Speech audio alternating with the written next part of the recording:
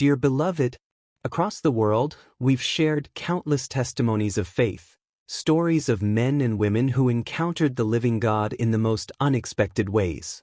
From distant nations to the very heart of places once thought unreachable, God continues to reveal His power. But today's story is unlike anything you've heard before. You are about to witness a divine encounter that shook the very ground of Somalia, a land known for its deep roots in Islam.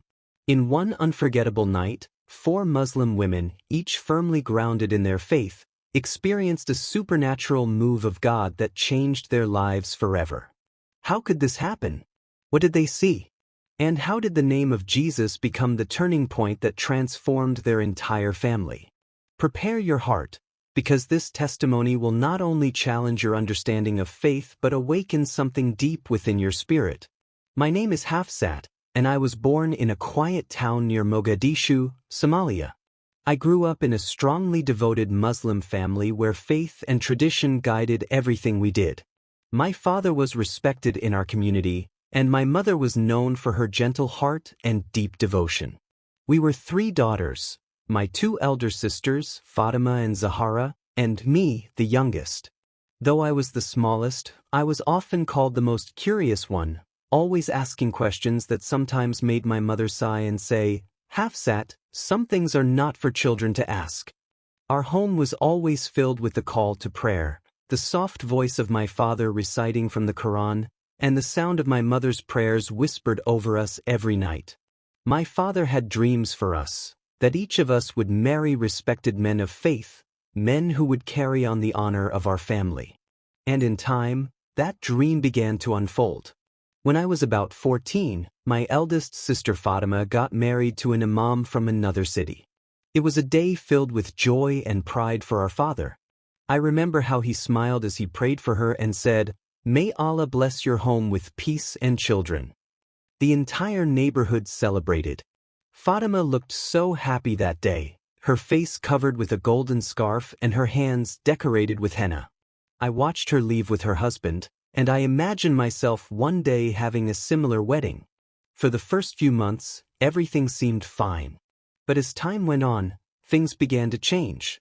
Fatima started coming home more often, and her visits were no longer full of laughter. She would sit quietly beside our mother, her eyes red from crying.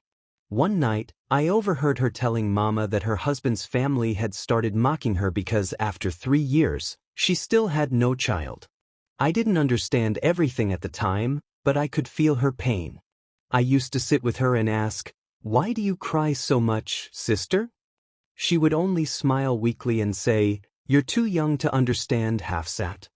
Our home, once always cheerful, slowly began to change. My father, though still strong in his faith, carried a heavy silence in his eyes. He loved all of us deeply, but I could tell that my sister's troubles began to weigh him down. Still, he never complained. He would simply say, "Allah knows best." 3 years after Fatima's marriage, Zahara, my second sister, also got married to another imam. The whole family rejoiced again, and my father said it was a new beginning. But deep inside, I noticed the way Fatima's face fell whenever people congratulated Zahara. It was as though she was happy for her sister, but afraid that the same pain might visit her too. As the youngest, I tried to keep everyone smiling. I would sing, help Mama in the kitchen, and sit near my father when he looked sad. But I didn't know that our family was entering a season that would change our lives forever. As the months passed after Zahara's marriage, our home began to echo with silence more than laughter. My father would often sit outside under the big neem tree, staring into space, his prayer beads rolling slowly between his fingers. I was still too young to understand the full depth of his thoughts, but I could sense a heaviness in the air. Every time he received a letter or phone call from one of my sisters, his eyes would dim a little more. 2 years after Zahara's marriage, the same story that haunted Fatima began to unfold again. Zahara, too, remained childless. At first, her husband showed patience and understanding, but slowly things began to change. When she visited home, she would try to smile, but her eyes told another story, eyes filled with sleepless nights and quiet pain. I would often wake up in the middle of the night and hear her muffled sobs from the room she shared with Fatima whenever they were both home. It was heartbreaking for me to see my once cheerful sisters now so broken and unsure of themselves. Rumors began to spread among neighbors, whispers that our family was under some kind of curse because two daughters of an honorable imam's household could not bear children. My mother tried to remain strong, praying more fervently and fasting often, believing that somehow Allah would restore our dignity. But my father was not the same. His health began to fail slowly. He would clutch his chest sometimes after long silences, and Mama would rush to bring him water. I remember one evening when I found him sitting alone, tears silently rolling down his cheeks. It was the first time I ever saw him cry. He said softly, "A man can handle many things, Hafsat, but watching his daughters in pain breaks him differently." Not long after, my father was taken to the hospital after suffering from what the doctors called high blood pressure. We prayed endlessly for his recovery, but his condition only worsened. One night, while we were all gathered around his bed, he looked at us and whispered a blessing over each of us.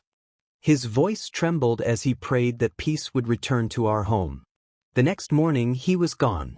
His death shattered our world completely. Our once strong family now felt lost and broken.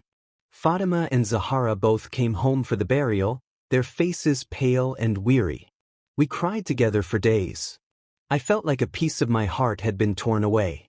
My mother was inconsolable, and I felt helpless watching her sit beside his grave every morning, whispering words I couldn't hear. During those days of mourning, something strange began to happen to me. I started having dreams that felt more real than waking life. I would see children trapped in a dark underground house, crying and reaching out for help. Their faces were pale, and their tiny hands stretched toward me, calling my name in soft, trembling voices. Guarding them was a huge, terrifying creature, dark as night, with eyes like fire. I would always wake up trembling, drenched in sweat, my heart beating so fast I could barely breathe. At first, I thought it was grief playing tricks on my mind. But the dreams kept coming again and again, each time clearer and stronger than before. And somehow, I felt deep within that these dreams meant something connected to what my family was going through. The night before my father's burial, I couldn't sleep. The house was quiet, but I could hear the faint sobs of my mother from her room and the whispering prayers of my two sisters in the next room. I lay on my mat, staring into the darkness, feeling a heavy presence around me, a kind of sorrow that words couldn't describe. My heart was full of questions. Why did this happen to us? Why did my sisters have to suffer? Why did my father have to die this way? At some point, I drifted into sleep, and that was when the dream came again, stronger and more vivid than ever before. I found myself standing in a dark place, colder than anything I had ever felt. In front of me was that same underground house, covered in heavy iron chains. I could hear children crying inside, their voices weak and desperate. Their cries echoed through the darkness, calling my name over and over, "Hafsat, help us, please." As I stepped closer, the ground began to shake, and from the shadows emerged the same monstrous creature I had seen before, taller than a man, its skin as dark as coal, and its eyes burning like two flames. Its growl sent chills down my spine, and I wanted to run, but my feet wouldn't move. Fear gripped me so tightly that I couldn't even speak. Just as I thought the creature would strike me, a light appeared from above, bright and pure, unlike anything I had ever seen. The light surrounded me completely, and I felt a peace I had never known before. From within the light, a voice, calm, gentle, yet full of power, spoke to my heart. He revealed to me that I should not be afraid, that this was not just a dream, but a call to stand in faith. He let me know that the children were symbols of many things that had been locked away: hope, joy, fruitfulness, and that I must take a bold step of faith to set them free. Suddenly, a strange strength filled me. I no longer felt afraid. I turned toward the creature and spoke with a courage that surprised even me. I rebuked it, declaring that it had no power to keep those children captive. As soon as I did, the creature let out a terrible cry, bowed down as if in defeat, and disappeared into the darkness. The chains around the underground door broke, and I turned back to see my two sisters standing behind me. They looked confused but ready to follow. I told them to go and bring out the children, and they moved quickly toward the open door. If you haven't subscribed yet, we'd be truly honored to have you join this growing family of faith and reflection. Every new heart adds something beautiful to our community. As you listen to this powerful testimony of transformation, we'd love for you to be part of the conversation. Share where you're watching from and what stands out to you in this journey. Your thoughts and reflections aren't just comments. They help shape a genuine dialogue around experiences that have the power to change lives. But just as they were about to enter the room where the children were, I suddenly woke up, gasping for breath, tears flowing down my face. My whole body was trembling, and my heart was beating so fast it felt like it would burst out of my chest. Without thinking, I cried out the name of Jesus. I didn't know why that name came to my lips. It just poured out from deep inside me. When my mother and sisters rushed to my room, I was still shaking. I tried to explain what I saw, but the words wouldn't come out right. My sisters were frightened. My mother tried to comfort me, saying it was just a dream, but I knew it wasn't. Something inside me told me that this dream carried a message, something beyond what I could understand at that moment. Life after my father's burial felt like walking through an endless storm. Everyone in the family was still grieving, but somehow, the atmosphere in the house became even heavier as the weeks went by.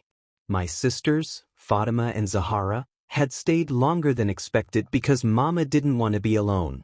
The three of us tried to help her cope, but it was clear that each of us was fighting our own private battle. Then, barely 3 months after we buried our father, another wave of sorrow struck. Fatima received a letter from her husband, a divorce letter. He accused her of bringing bad luck to his home and said that her childlessness was a curse he could no longer bear. 9 days later, Zahara's husband sent a similar letter through a family friend. The same cruel words echoed again: barren, cursed, rejected. I will never forget the sight of my two sisters sitting on the floor that evening, their letters clutched in their trembling hands, tears running endlessly down their faces. My mother broke down completely. She tried to speak but couldn't. The pain was too much for her heart to carry. I remember sitting beside them, unable to cry, feeling an emptiness I didn't know how to explain. The whole community soon heard about it. Some neighbors whispered in pity, others in judgment.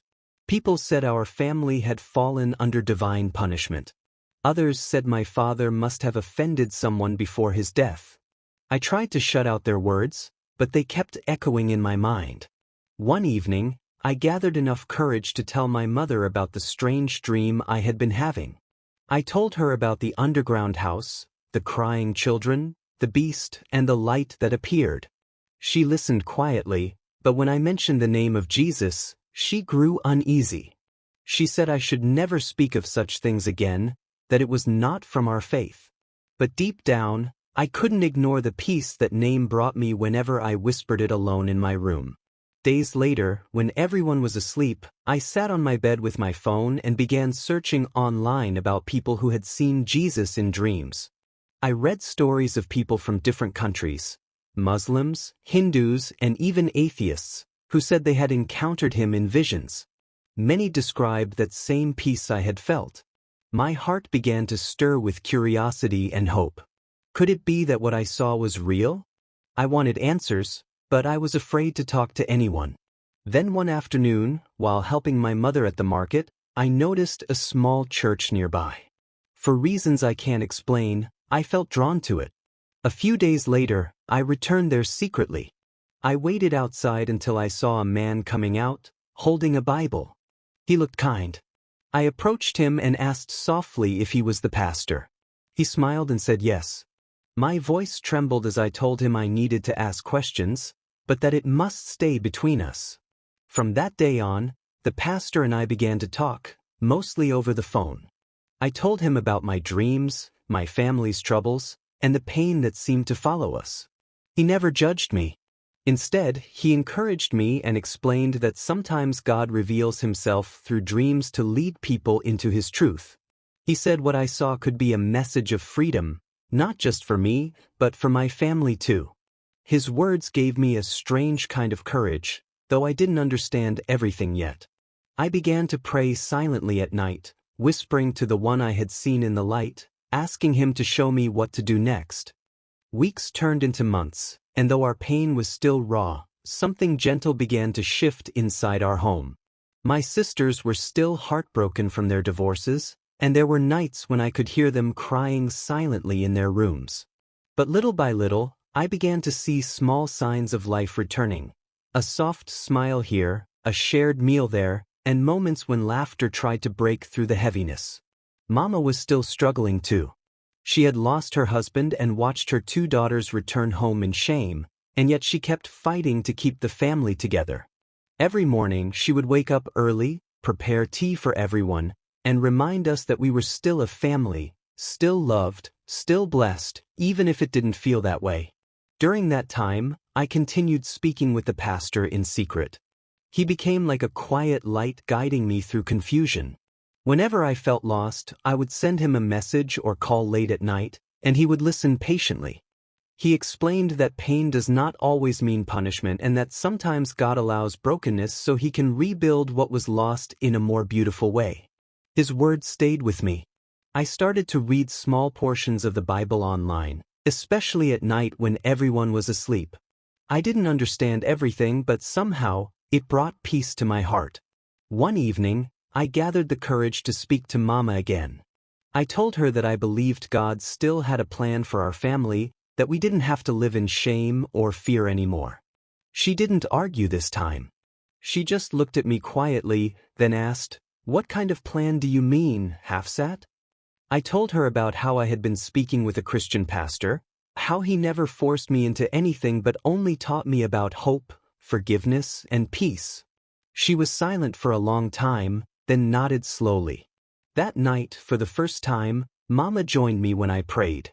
She didn't say much, but her eyes were wet with tears. As days passed, I began to share gentle words of hope with my sisters too. At first, they didn't respond much, but I kept reminding them that life wasn't over. I told them they were still precious, still capable of being loved, and that God could restore what they had lost. There were times when Zahara would suddenly start crying during our talks, and Fatima would walk out quietly, but I knew something was changing inside them too.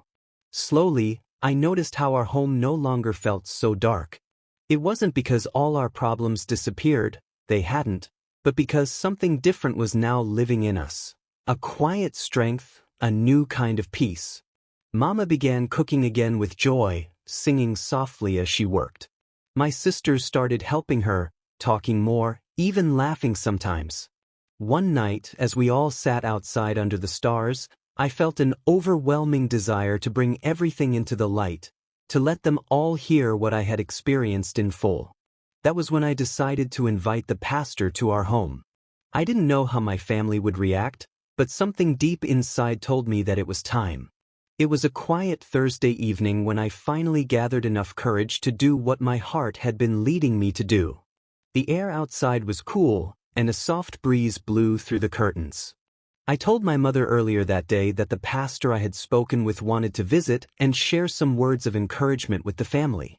She hesitated at first but finally agreed, saying softly, "If it will bring peace to this house, let him come." By evening, the lamps were lit, and the room was filled with the smell of the food Mama had prepared. My 2 sisters sat on the rug, side by side, silent but curious. I could feel the tension. No one really knew what to expect. When the pastor arrived, he greeted everyone politely, his tone humble and respectful. He sat down quietly, and for a moment, no one said a word. Then Mama gestured for me to speak. I took a deep breath and began to tell the story I had been carrying inside me for months. I spoke slowly, my voice trembling at first, but as I continued, I felt a strange strength filling me. I told them about the first dream, the underground house, the crying children, and the dark creature that stood guard. I explained how the light appeared and how I felt a voice speak to my heart, telling me to take a bold step of faith and set the children free. As I spoke, my sister's eyes widened. I could see tears forming. I told them how I had rebuked the creature and how, when I did, it vanished, and the door to the children's prison opened. I told them how they both appeared in the dream beside me, ready to rescue the children, and how, just as they were about to enter, I woke up crying, calling the name of Jesus without even knowing why. By the time I finished, my face was wet with tears. Mama was crying too. Fatima held Zahara's hand tightly, and both of them looked at me as if they were seeing me for the first time. The pastor sat quietly for a while, letting the silence sink deep into the room. Then he began to speak gently. He let us know that sometimes, what we see in dreams are not just dreams, they are spiritual messages showing us what's happening in unseen places. He revealed that the children in my dream represented everything our family had lost: joy, peace, fruitfulness, and freedom. The beast, he said, was a symbol of darkness and fear that had kept our family bound for years. He explained that when I rebuked the creature, it was a sign that God had begun to set us free, and when I called the name of Jesus, it was because that name carries power, the power to break every chain. His words pierced deeply into our hearts. Mama started to sob quietly, whispering that she had never felt peace like that before. Fatima began to cry uncontrollably, saying she felt as if something heavy had been lifted off her. Zahara knelt down and covered her face with her hands, shaking as she prayed silently. I could feel the whole room change, like a warmth filled every corner. The pastor then read from his small Bible, sharing words about healing, forgiveness, and new beginnings. He said that God wanted to use our pain, the loss of our father, the broken marriages, and the years of shame, as a testimony of His power to restore what seems impossible. He told us that our story wasn't ending in sorrow, but beginning in grace. That night, something broke inside me, but it wasn't pain anymore. It was freedom. When the pastor finally prayed for us, I closed my eyes and felt tears streaming down my face, but they were tears of peace. I didn't fully understand everything that was happening, but I knew deep within that our lives had just changed forever. After that night, our home felt completely different. It wasn't just the walls or the air. Something deep inside every one of us had changed. The silence that once carried pain now carried peace. The same rooms that had echoed with crying now carried the sound of quiet prayers. My sisters started waking up early to join me when I prayed, though they were still learning what to say. Mama began reading small passages from the Bible the pastor had given us, her fingers tracing each line slowly as if she was discovering a new world. We didn't suddenly become free from troubles. No, the struggles were still there. People in the neighborhood began to notice changes in our habits. Some whispered, others asked questions. A few warned Mama that she might be losing her faith, but she always smiled gently and said, "I'm only finding peace." One afternoon, the pastor called to check on us and shared more about the importance of forgiveness. He explained that healing cannot come without letting go of bitterness. That day, Fatima and Zahara both broke down again. They confessed how deeply they still hated their ex-husbands for the rejection and shame they had caused. But as we prayed together, I watched something beautiful happen. Their tears turned into surrender. Fatima said quietly, "If God could forgive me, then I will forgive them too." It was one of the most peaceful moments I had ever witnessed. As days went on, my sisters began to smile more, help around the house, and even visit neighbors again. Zahara started baking bread for people around us, and Fatima began teaching small children in the neighborhood. Slowly, I began to see that the heavy darkness that once hung over our family was lifting. One night I had another dream, but this one was different. I saw a beautiful garden filled with children playing joyfully. There was no darkness, no fear, no beast. The same gentle light I had seen before appeared again, brighter and closer this time. He let me know that our deliverance had begun and that the joy we lost was being restored piece by piece. I woke up crying again, but these were tears of hope, not fear. When I told my mother about it, she smiled and said, "I believe it, my daughter. God is truly with us." For the first time in years, I saw her eyes shine the way they used to when my father was still alive. We continued to meet with the pastor quietly, learning more about Jesus and the message of love and redemption. Everything he taught us seemed to match what we had already begun to feel: peace, forgiveness, and hope. Our faith grew quietly, like a small flame that refused to die. It wasn't always easy. Some of our relatives stopped visiting us. A few even spoke harshly about Mama for allowing such change in her house. But no matter how many challenges came, something inside us held firm, a strength that didn't come from us but from the one who had rescued us from darkness. And though we didn't know what the future held, we were no longer afraid to face it. It had been almost 2 years since that unforgettable night when the pastor first visited our home. By then, the changes in our lives were no longer hidden. They were visible in everything we did. Peace had become our new rhythm. Smiles had returned to faces that once only knew sorrow. Even our neighbors began to notice that something different was happening in our family, though not everyone understood it. Mama often said, "When peace comes from God, it doesn't need to shout, it just stays." Those words became something we lived by. As time passed, one by one, my sisters began to experience things that felt nothing short of miraculous. Fatima, who once thought she would never be loved again, met a kind man through a family friend. He wasn't from our past circle. He was a Christian who lived with humility and faith.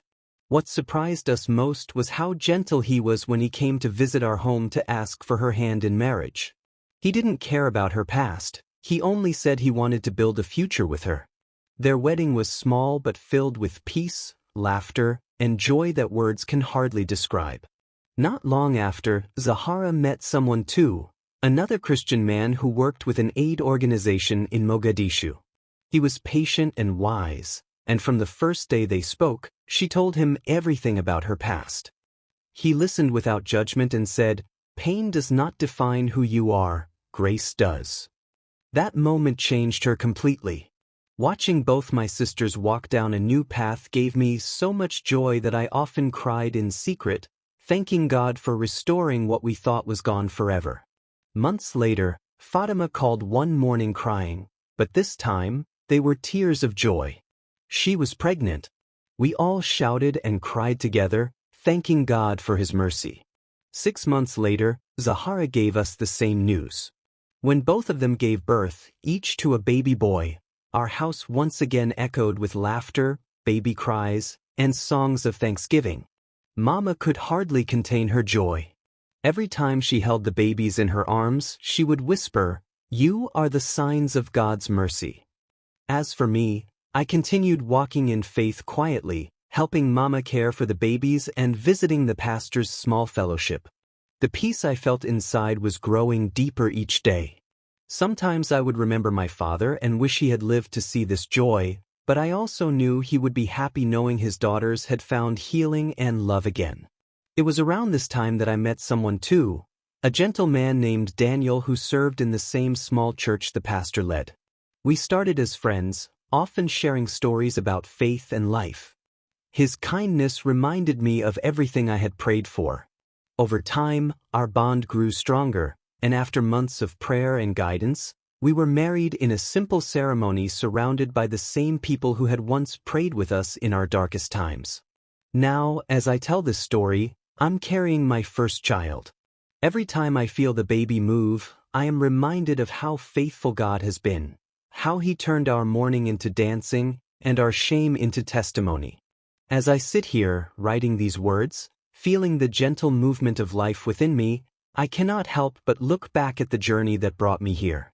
Every tear, every fear, every sleepless night, every question, they all led me to this truth: God never leaves us, even when we do not understand what He is doing.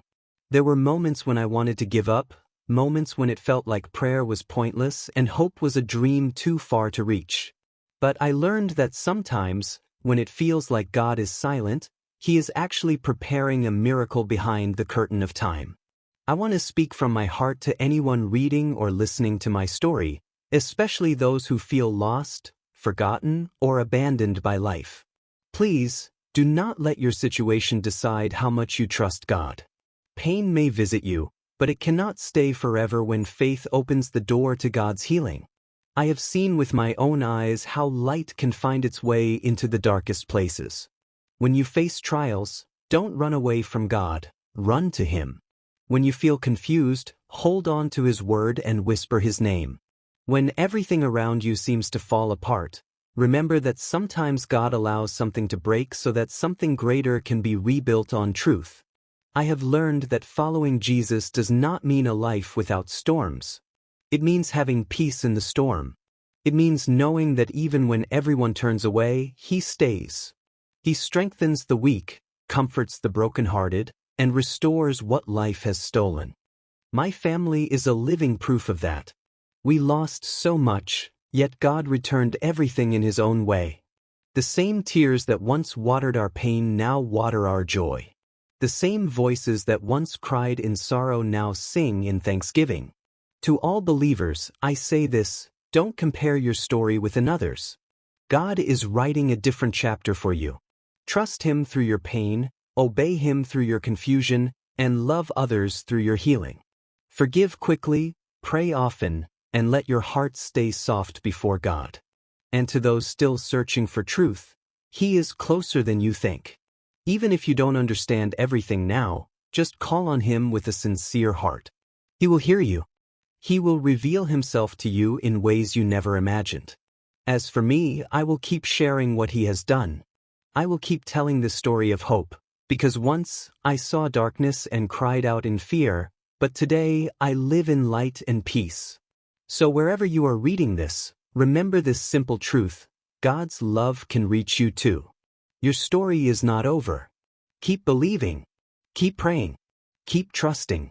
Because the same God who restored us will do it for you.